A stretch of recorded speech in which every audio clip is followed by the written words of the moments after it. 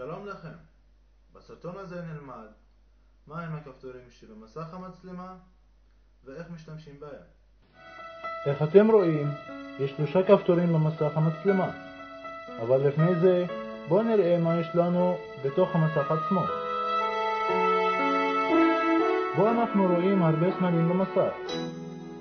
בואו נפרט את כל סמל ולמה הוא קשור.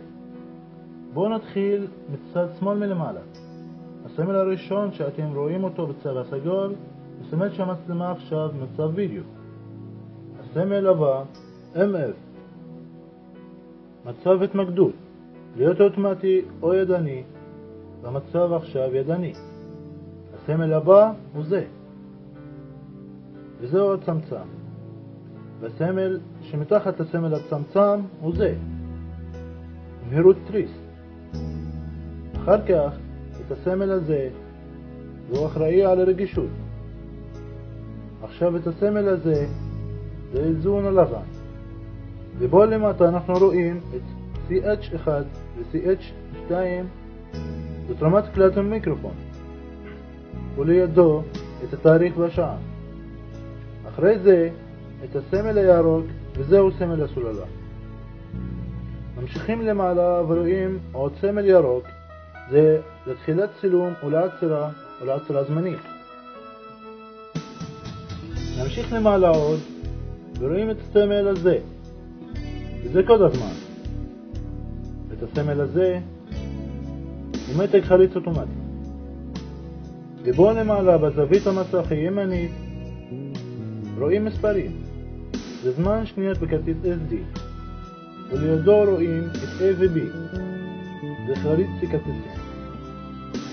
ועכשיו את הסמלים בצבע כתום, הסמל הזה HQ, איכות תמונות וידאו, ולידו 50i, כמות התמונות בשנייה, ולידו רואים שני מספרים, 1080 ו-1920.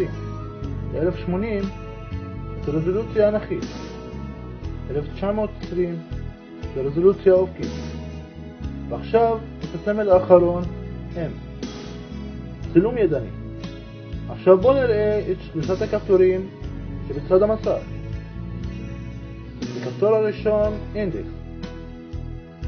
הקבוצה הראשונה מציגה את מצב הזיכרון הראשון. הקבוצה השנייה מצב הזיכרון השני. הקבוצה שלישית ואחרונה תציג לנו את מצב הסוללה. והכפתור האמצעי הזה ג'אסטיק. באמצעותו אני יכול לכוון שמאלה או ימינה למעלה או למטה. ואם אני לוחץ לחיצה באמצע הכפתור, כאילו לחצתי אישור. ועכשיו הכפתור האחרון, ריקורד. לוחצים על הכפתור הזה כדי להתחיל לצלם. תודה רבה על הקשבה, מקווה שעזרתי לכם.